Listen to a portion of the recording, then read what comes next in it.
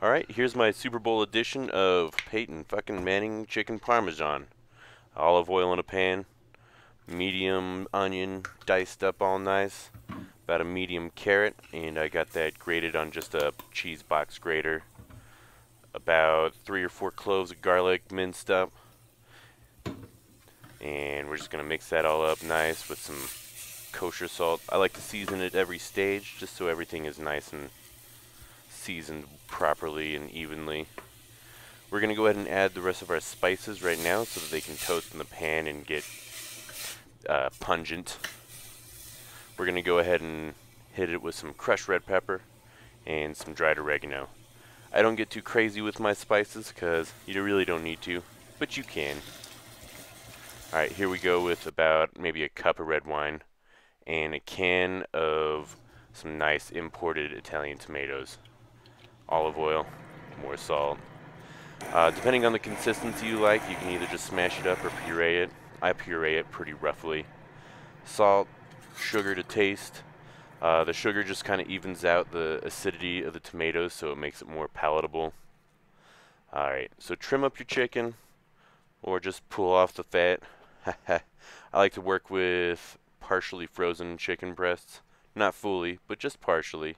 They're easier to work with. They cut nice. Gonna cut our breasts in half here, and then just pound them out. I guess I could make an obligatory beating my meat joke here, huh?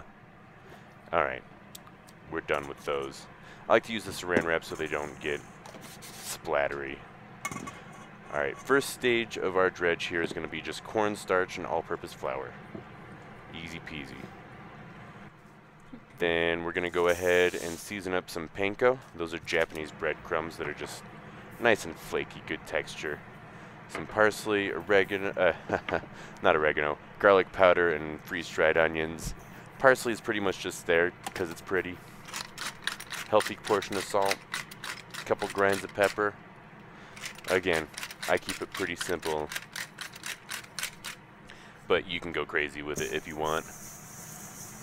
Give that a nice mix up. Looks like we're about ready to dredge our chicken. Taking it out of a buttermilk and egg mixture there. Dip it into the flour mixture, and then right back into the buttermilk. The buttermilk is just good viscous, and the eggs hold everything together with the proteins. You want to get all the nooks and crannies, get it nice and breaded up. Of course, you don't really want any naked chicken there. Nice little chicken cutlet.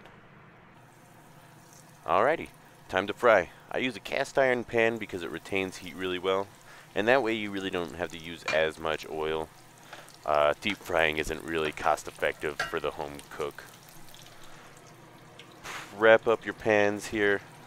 Just coat it with some marinara. I like to try and get things done while other things are cooking, just so I'm prepared. Alright, so flip over your chicken, just make sure it's nice and browned up. It just needs a nice even brown on it because you're going to go ahead and put this back in the oven. Alright, smother that up just like the Broncos defense will be smothering the Panthers. Go Broncos.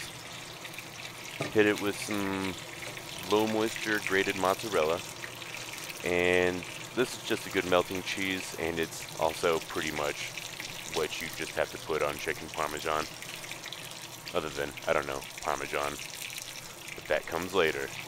Alright, just dump it all in there, I guess. Alright, after about 20 minutes in the oven at 375, I'm going to hit it with the parmesan. I really don't want to put it in at the beginning because parmesan has a tendency to burn. So we're just going to throw this back in the oven for about 5 minutes while we finish up the rest of dinner. Drain my pasta, get everything together. Sweet. Well, dinner's served here, guys. Here's to one last ride for Peyton, or maybe not. Chicken parm, you taste so good. Shit, I hope they don't have that one trademarked.